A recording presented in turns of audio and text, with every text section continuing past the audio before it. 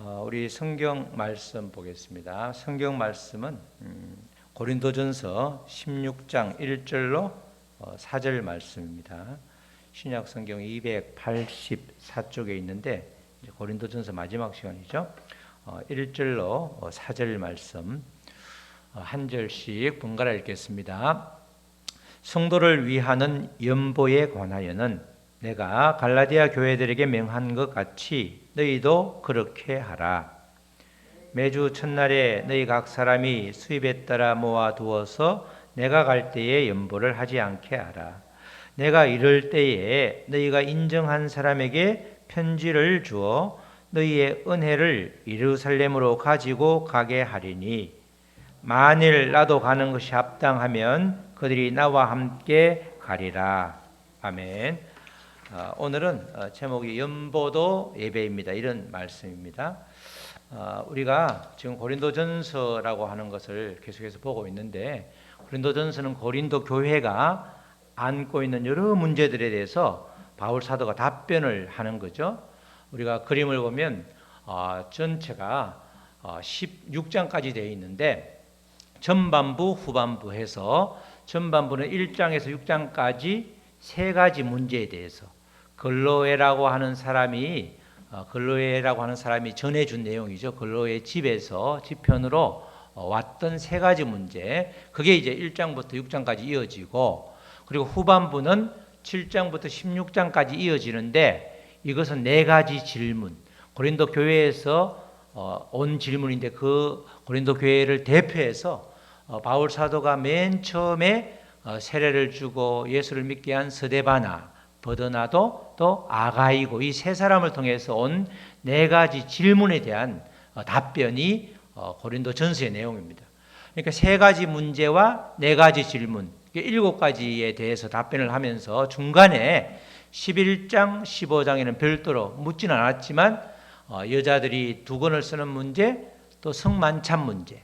그 당시에 주의 만찬, 성만찬에는 음식을 각기 가져왔는데 일이 좀 한가한 부유한 사람들이 와서 싹 다 먹어버리고 뒤에 늦게 일을 하다가 지친 몸으로 온 사람에게 음식을 하나도 남겨놓지 않는 그런 문제 때문에 아주 시험에 많이 들었는데 그 문제, 그리고 15장에는 결국은 부활의 문제로 이렇게 영과 혼이 부활되는 그 부활의 문제를 다루고 있죠.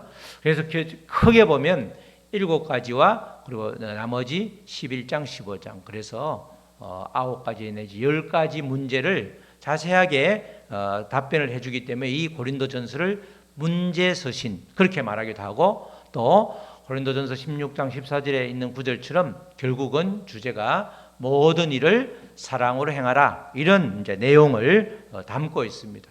한번 쭉 그다음에 한번 우리가 이제까지 했던 것 또는 아침에 큐티에서 했던 걸 이렇게 요약을 해보면 그 다음에 이렇게 나오죠. 세 가지 문제, 맨 처음에는 분쟁의 문제가 나옵니다. 분쟁의 문제가 나오는데 파를 나누어서 교회가 다투게 되니까 결국은 성령의 하나됨으로 이것이 극복되어야 될 문제다, 그렇게 말하고, 또 음행의 문제, 이런 문제에서는 우리의 몸을 더럽히도록 내어주지 말고 음행은 피하되 누룩과 같은 존재이기 때문에, 그런데 그걸 치유하는 방법은 우리의 몸은 성령의 전이다. 하나님께서 예수님을 주시고 값을 주고 샀던 몸, 우리가 하나님이 우리를 샀기 때문에 더 이상 우리의 소유가 아니라 하나님의 소유다, 그 말을 몸은 성전이다, 그 말씀으로 대답을 하고 있죠. 성도 간의 소통의 문제는 이제 종말이 되면 이렇게 믿음의 사람들이 오히려 심판의 대상이 아니라 세상 사람들이 심판의 대상인데, 이 성도들 간의 문제를 세상 법정으로 가져가는 것, 그건 바람직하지 않다.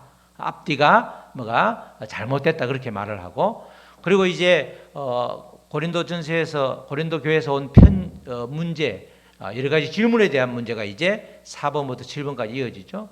결혼, 이혼, 독신에 대한 것은 임박한 종말이기 때문에 결혼을 한 사람은 결혼관계를 잘 유지하고 또 이혼을 한 사람은 굳이 결혼할 필요가 없다, 이런 이야기들을 이제 하는 게 조금 있으면 예수님이 오시기 때문에 결국 다른 데 지금 신경 쓸 곳이 없다는 것으로 그렇게 임박한 종말을 염두에 두고 답을 주고 있죠.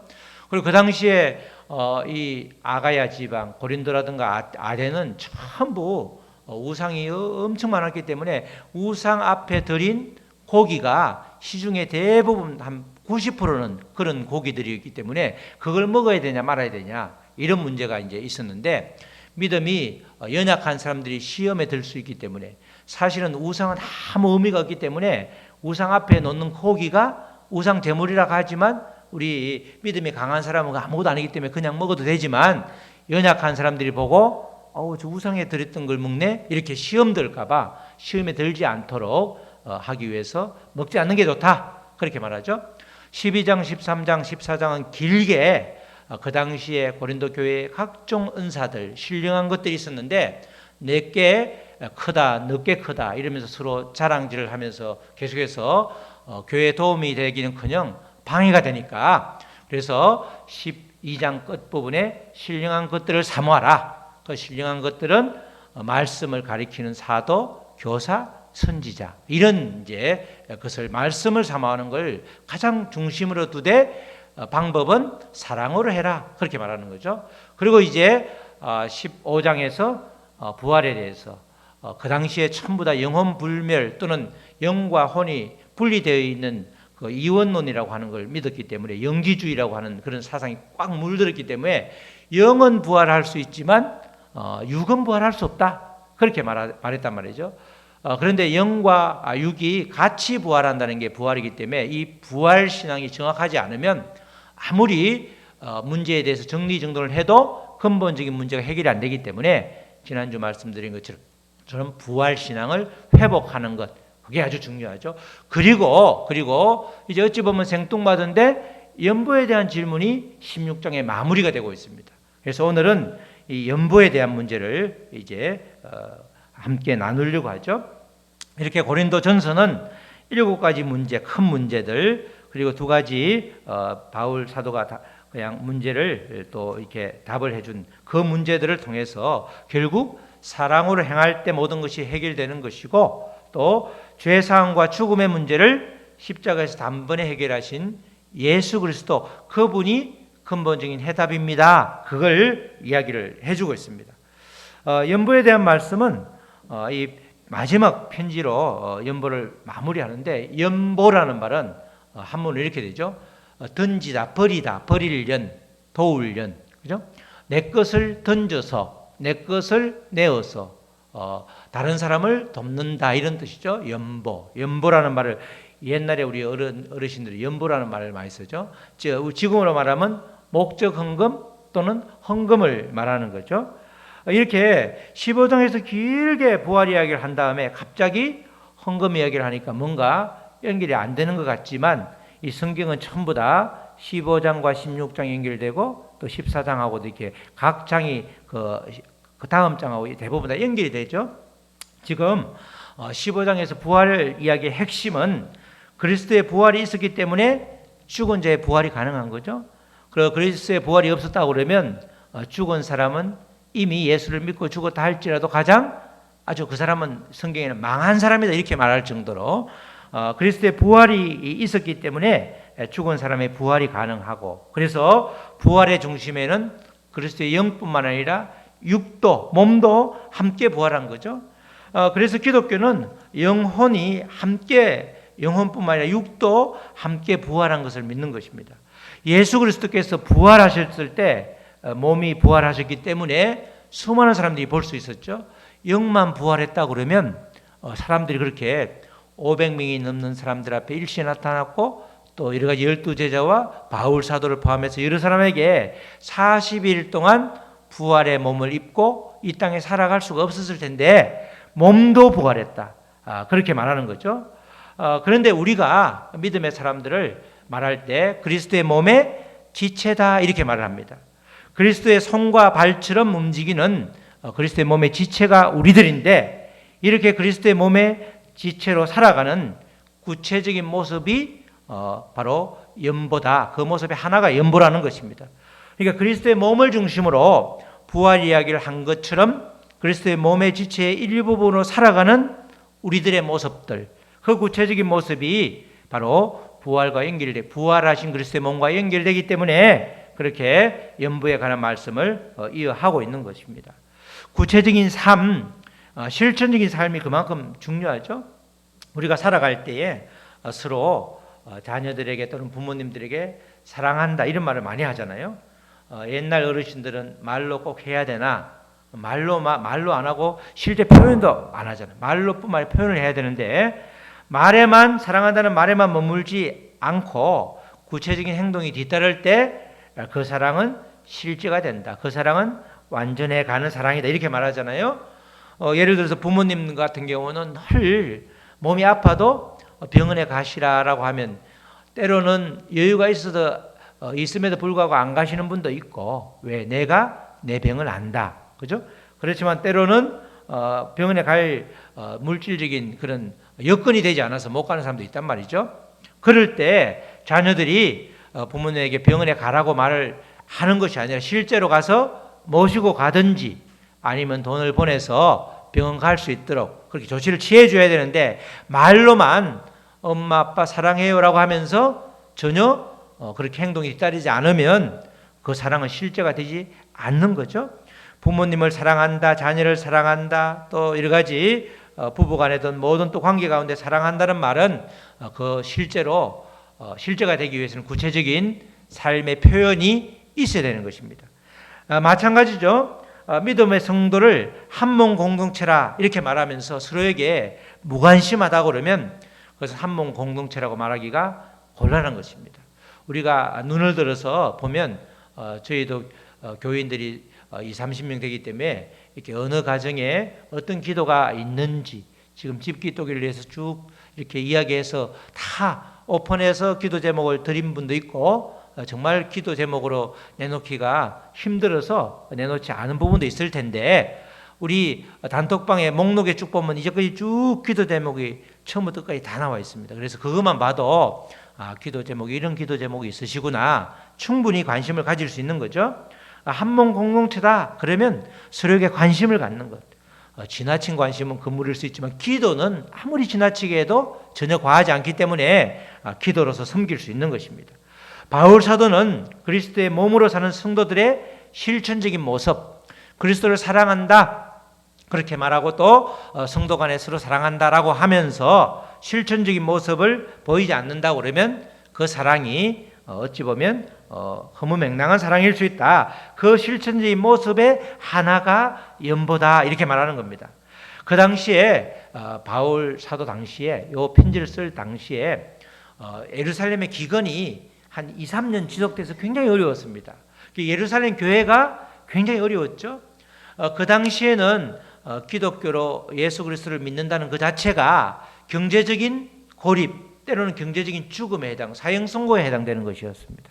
직장 생활도 제대로 할 수 없고 그렇기 때문에 초대 교회에서는 바나바처럼 구부러에 있는 자기 땅을 다 팔아서 전부 다 바치고 그래서 그걸 또 나눠서 먹다가 모자라면 또 누가 바치고 이런 이제 상황들이 계속 지속되었는데 이 모교회인 예루살렘 교회가 어려움을 겪고 있었기 때문에 바울이 개척한 모든 교회, 나름대로 안정된 모든 교회에게 예루살렘을 돕자 그런 취지로 계속해서 말씀을 해오고 있었죠. 이방인 그리스도인들이 유대인 그리스도인들을 좀 돕자. 그들의 어려움을 해소하는 데 우리가 동참하자. 그것이 그리스도의 사랑 아니냐. 그렇게 이제 말하면서 계속해서 이야기를 하고 다닌 겁니다. 예나 지금이나 헌금 설교는 굉장히 부담스럽죠. 지금 우리가 고린도 교회, 고린도 전서를 쭉 이야기하면서 마지막에 이런 구절이 나오니까 하지. 그렇지 않으면 특별히 이렇게 하는 분이 별로 없습니다. 서로 부담스러운 것은 그래서 우리 한국교회 헌금 설교도 잘 안 하지만 죄의 문제도 잘 이야기 안 하죠. 그냥 주일에 한번 말씀 들으러 왔는데 희망 있고 잘 되고 잘 된다는 이야기를 해야 되는데 죄 이야기하면서 확 그냥 사람을 아주 눌러놓는 것 같으니까 굉장히 부담스러워서 그런 이야기를 안 하던 게 이제까지였는데 지금은 이제 전혀 다르죠. 영국의 유명한 설교가 중에서 스펄전이라는 목사님이 있는데 그 목사님은 헌금에 대해서 설교하지 않는 것은 목회자의 직무유기다 이렇게 말할 정도로 그만큼 정확하게 알려줘야 되는 거죠. 어떤 건축이라든가 여러 가지 있어서 계속해서 강요하는 것이 아니라 정확하게 연보라는 것은, 헌금이라는 것은 성경적으로 이런 의미가 있다, 이런 실천적인 의미가 있다, 그걸 정확하게 알려주는 것은 필요하다는 것입니다. 주님의 은혜를 여러 가지로 깨닫고 감동받는 것에 머무는 것이 아니라 우리가 사랑으로 실천하고 연결하는 것, 그럴 때에 주님의 은혜를 진정하게 누리게 되는 거죠. 은혜 받으면 가장 먼저 열리는 게 지갑이라고 할 정도로 헌금은 신앙적인 신앙생활에서 굉장히 아주 뗄래야 뗄 수 없는 그런 행위가 되는 것입니다. 오늘 본문 1절에서는 이제 성도라고 말하는데 지금 예루살렘 교회를 말하는 거죠. 고린도전서 16장 1절에 성도를 위하는 연보에 관하여는, 성도인은 예루살렘 교회를 말하는 거고, 이 지금 뒷부분의 7장 이하에 무엇에 관하여는 이렇게 표현한 부분은 질문에 대한 대답을 이렇게 하는 겁니다. 지금 어디에 관하여는 1장에서 6장까지는 근로의 편에서 온 문제들에 대한 답은 이렇게 말하지 않고 질문에 대한 답만 이렇게 하죠. 무엇에 관하여는, 성도를 위하는, 예루살렘 교회를 위하는 연보에 관하여는 내가 갈라디아 교회에게 명한 것 같이 너희도 그렇게 하라. 갈라디아 지방의 여러 교회, 루스라든가 1차 선교여행 또 2차 선교여행 때 세웠던 여러 교회들에게 이미 말을 했는데 그렇게 여러분들도 그렇게 하라, 준비하라, 이렇게 말하죠. 갈라디아서 2장에는 이런 이야기가 나오죠. 베드로를 할례받은 유대인들의 선교사로 또 사도로, 바울을 이방인의 사도로 삼았다는 그런 말씀 다음에 베드로를 포함한 예루살렘 지도자들이 바울에게 특별히 부탁하는 그런 말씀이 있습니다. 갈라디아서 2장 10절 말씀이 그런데, 다만 우리에게 가난한 자들을 기억하도록 부탁하였으니, 다만 우리에게, 바울과 바나바를 포함해서 바울 일행들에게 가난한 자들을 기억하도록 이 예루살렘에 그렇게 리더들이 부탁을 하였는데, 이것은 나도 본래부터 힘써 행하여 왔노라. 나도 지금까지 계속 그렇게 하고 있다. 가난한 사람을 도우는 것, 그것을 이제 구제라고 하는데, 이런 구제의 중요한 이유는 그 속에 하나님의 구속의 은혜와 관련되어 있기 때문에, 구제라는 것을 우리가 말할 때 그렇게 말하죠. 구제가 그냥 내 것을 도와주는 것이 아니라 내가 받은 주님의 은혜를 나누는 것을 구제라고 그러죠. 우리가 구제라고 그러면 많이 있는 사람이 없는 사람에게 불쌍해서 그냥 거지들에게 동량 주듯이 주는 게 구제예요, 이렇게 생각할 수 있는데, 그래서 구제를 주는 사람도, 구제를 받는 사람도 마음이 불편할 때가 많습니다. 아주 많죠. 예전에 우리 국가유공자들 그 자녀들에게 쌀 걷어주는 거 옛날에 있었잖아요. 그러면 그냥 잘 사는데도 불구하고 그걸 받으면서 얼마나 모멸감을 느끼는지, 정말 주는 사람도 받는 사람도 축복을 해야 되는데 그렇지 않을 때는 그 구제가 서로에게 의미가 없을 수 있는 거죠. 이런 구제의 근거가 되는 말씀이 고린도후서 8장 9절 말씀이죠. 8장 9절에 우리 주 예수 그리스도의 은혜를 너희가 알거니와, 은혜죠. 모든 게 은혜를 너희가 알거니와 부요하신 이로써 너희를 위하여 가난하게 되심은, 예수님은 우리를 위해서 가난하게 되시는데 우리가 부요하게, 영육간에 부요하게 살 수 있도록 그렇게 되시면 그의 가난함으로 말미암아 너희를 부요하게 하려 하심이라. 결국 우리가 주님의 사랑으로 빚진 사람들이라는 거죠. 빚을 졌기 때문에 그 빚을 갚아야 된단 말이죠. 하나님께 갚는 것이 아니라 주변에 흘려보내는 것으로 갚는데, 그것을 구제, 가난한 사람을 돕는다는 의미를 그렇게 보는 겁니다. 예수님께서 친히 가난하게 되시면 우리를 부욕해 함인데, 그래서 우리가 영육간에 부유하게 됐는데 그 진 빚을 갚는다, 그것이 바로 구제다, 이렇게 말하는 거죠. 내가 이전에 어떤 자리에 있었는지를 확인하면서 감격하고 은혜를 나누는 것, 그게 구제라는 겁니다. 구제는, 그죠? 내가 이전에, 나의 이전에, 내가 예수님을 믿기 이전에, 여러 가지 또 예수님을 안고 품고 누리기 이전에 아주 팍팍했던 그 삶을 생각하면서 그런 상태에 있는 사람들에게 주님을 사랑으로 전하는 것, 그것을 구제다, 감격하고 은혜를 나누는 것이다. 구제를 가능하게 하는 것이 구체적으로 연보다는 거죠. 말로 구제할 수는 없으니까. 그러면서 이제 2절에 연보하는 방법을 알려주고 있습니다. 2절에서는 매주 첫날에 너희 각 사람이 수입에 따라 모아두어서 내가 갈 때 연보를 하지 않게 하라. 여기서 매주 첫날이 오늘날 주일이죠. 주일. 성경에는 주일이라는 표현이 명시적으로 이때부터 주일이라는 표현이 없고 여기서부터 매주 첫날 이것이 성경에서 주일의 가장 중요한 근거가 되는 겁니다. 매주 첫날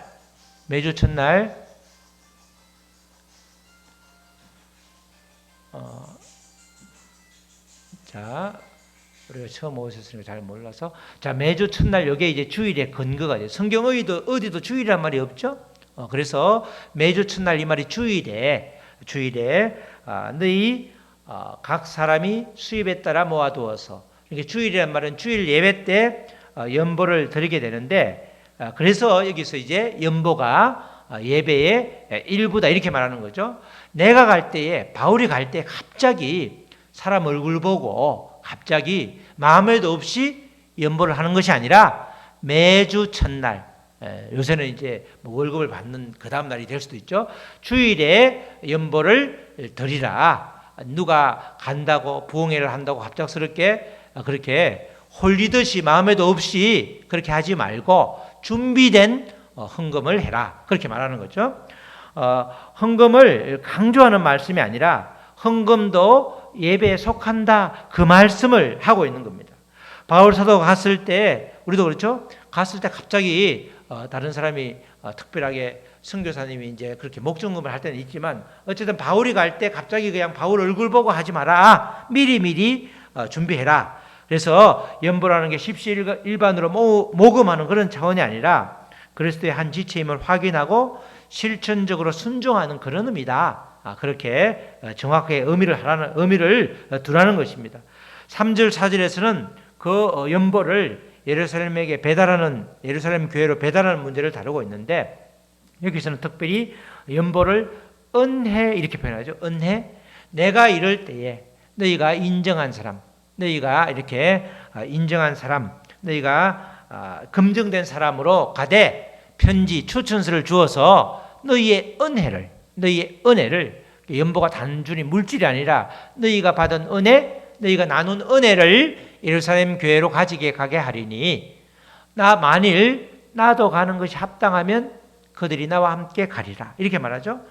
실제로 나중에 이 연보를 가지고 바울 사도가 예루살렘으로 가죠. 그 기록이 로마서 15장 25절로 26절에 있죠. 그러나 이제는 내가 성도를 섬기는 일로 예루살렘에 가노니 이는 마게도냐와 아가야 사람들, 아가야가 어디죠? 아가야가 아덴하고 고린도니까 지금으로 말하면 그리스니까 아가야 사람들이 예루살렘 성도 중 가난한 자들을 위해서 예루살렘 교회 가난한 자들을 위해서 기쁘게 얼마를 연보하였습니다. 그걸 가지고 갔다 이렇게 말을 하는 거죠. 그러니까 우리가 성도의 연보인 헌금은 내가 살아갈 수 있는 힘이 물질이 아니라 하나님이라는 고백을 하는 겁니다. 고백.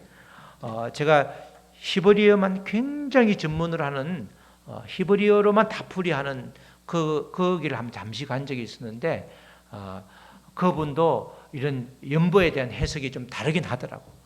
지금 천주교는 11조 이야기를 안 하죠. 그냥 마음대로 내면 되는 거예요. 그래서 천주교는 제가 기독교를 오지 않고 천주교로 가려고 가장 했던 이유가 맨 처음에 천주교를 가겠다고 하니까 아내가 일단 교회를 먼저 가자 이래서 갔다가 지금 붙잡혀서 지금까지 왔는데 천주교는 가면 보니까 군대에 있을 때 보니까 친구들이 술도 잘 마시고 담배도 잘 피고 아주 자유롭더라고. 제사도 지내고 모든 게 걸림돌이었길래 이왕이면 저기를 가야겠다 했는데 교회로 와보니까 전혀 같은 예수를 믿는다고 하는데 전혀 다르더라고. 정말 다르더라고. 그런데 우리는 이 연보라는 헌금은 하나님에 대한 신앙 고백 그리고 그리스도의 몸의 한 지체로서 하나님께 올려드리는 예배의 일부분이다. 이렇게 말할 수 있는 겁니다. 설교만 예배가 아니라. 그래서 예배가 맨 처음 우리가 집에서 준비할 때부터 집에 갈 때까지 다 예배죠. 우리 삶 전체가 예배인데 그걸 약간 좁게 말하면 그렇게 된단 말이죠. 한때 비가 억수같이 왔는데 시골의 지리산 쪽에 갔다가 성가대를 서야 돼. 11시까지 가야 되는데 그때 정말 비가 홍수나 다름없었어요. 지금은 고속도로가 뚫려서 쉬운데 옛날에는 제가 지리산 골짜기에서 함량이라는 데서 서울을 올라올 때는 김천이라는 곳을 꼭 들렀는데 제가 지나고 나서 김천에 강물이 흘러서 아예 교통이 출입이 금지됐다고. 근데 그때는 초신자 때인데도 그렇게 막 예배 드리는 게 좋아서 성가대를 가야겠다 이렇게 갔는데 오면서 그 마음을 품으니까 눈물이 나더라고. 지금 돌이켜보니까 그때부터 집에서 출발할 때부터 서울에 오고 끝날 때까지 다 그 예배더라고. 그래서 우리 교회에서 예배를 굉장히 길게 드리는 분이 있죠. 이정숙 집사님, 또 우리 이영애 권사님 예배를 굉장히 길게 드리는 거예요. 멀리서 온 사람일수록 예배를 길게 드리는 거죠. 정말 예배는 그렇게 마음으로 우리가 오고 가는 것, 준비하는 것, 그리고 설교도 그렇고 찬양도 그렇고 이 헌금도 예배의 일부라는 겁니다. 그래서 기도해야 할 때는 헌금 부분이 안 들어가 있잖아. 예배라고 하면 반드시 들어가 있잖아. 그래서 우리가 예배라는 것이, 연보라는 것이 그리스도의 몸의 한 지체로 하나님께 올려드리는 예배의 일부분이다. 믿음 안에서 우리가 한 몸이라는 신앙 고백의 표현이 바로 연보다. 그 부분을 정확히 알 필요가 있는 거죠. 당시에는 정말 이 예루살렘 교회 가뭄으로 인해서 굉장히 힘들었지만 또 그 당시에 예수를 믿는가는 나는 자체가 핍박이고 아주 그게 경제적인 고립이 되기 때문에 정말 그 당시에는 연보라는 것이 아주 굉장히 지금보다 더 중요했다는 겁니다. 고린도전서를 마무리하면서 사도 바울과 연보에 대한 고린도 교회 성도들의 질문에 답하는 것은 부활 신앙을 회복한 성도라면 연보를 통한 구체적인 고백이 함께 뒤따라야 된다. 그걸 말하기 위해서 16장 마무리 부분에 이렇게 이야기를 합니다. 이 마무리를 짓고 나서 그 다음에는 이제 마지막 인사로 끝을 맺죠. 이게 고린도전서의 마지막이 연보로 끝난다는 것은 그만큼 구조상 큰 의미가 있다. 이렇게 우리가 볼 수가 있는 것입니다. 정말 우리 모두 신앙의 한 표현이자 예배의 일부분인 연보를 통해서 정말 더욱더 넘치는 주님의 은혜, 구체적인 사랑의 표현, 사랑의 고백을 하는 저와 여러분 되시기를 주님의 이름으로 축원합니다. 아멘. 우리 찬양하고 우리 말씀 붙들고 기도하시겠습니다. 하나님, 우리가 믿음 생활을 하면서 정말 주님 앞에 고백하는 것이 아주 중요한 것입니다.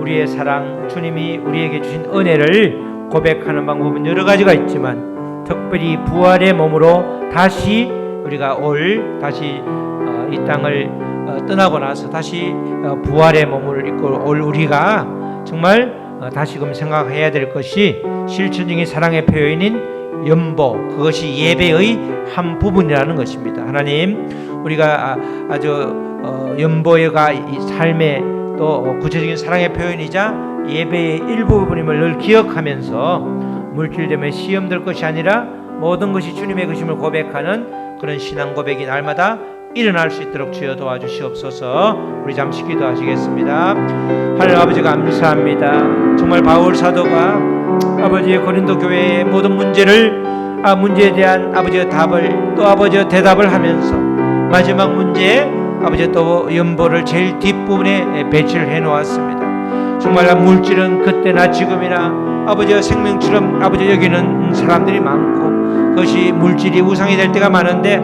이제는 아버지 모든 아버지 그런 우상으로부터 아버지 물질에 잡혀 있는 것으로부터 해방될 수 있도록 주여 도와주시옵소서. 주님께서 아버지 우리가 살기에 넉넉한 아버지 그런 물질도 허락하시며 물질의 노예가 아니라 물질을 관리할 수 있는, 물질을 다스릴 수 있는 사람이 되어서 주님께서 주시는 아버지 한량없는 은혜 또 한량없는 물질을 잘 관리하고 나눌 수 있도록 아버지 풍성함을 채워 주시옵소서. 우리의 마음을 새롭게 하여 주시옵소서. 하나님 아버지 감사합니다. 물질을 드리는 연보가 예배의 한 부분임을 바울 사도가 강조하고 있습니다. 그리스도의 부활의 몸, 아버지 그리스도의 몸의 일부로서 정말 아버지 앞으로 우리가 부활을 통해서 정말 영원한 생명을 아버지 얻음을 아버지 믿는 우리들로서 그렇게 나누고 또 서로 사랑하는 빚진 그런 마음을 서로 주님께 갚는 의미로 서로 나눌 수 있는 그런 넉넉한 마음을 허락하여 주시옵소서. 예배의 일부가 연보라는 이 말씀을 붙들 때 아버지, 이 말씀이 우리에게 시험을 주는 말씀이 아니라 정말 나의 신앙의 고백을 다시 한번 아버지 다듬고 뒤돌아보는 시간 될 수 있도록 주님 도와주시옵소서. 감사하며 예수님의 이름으로 기도드렸습니다. 아멘.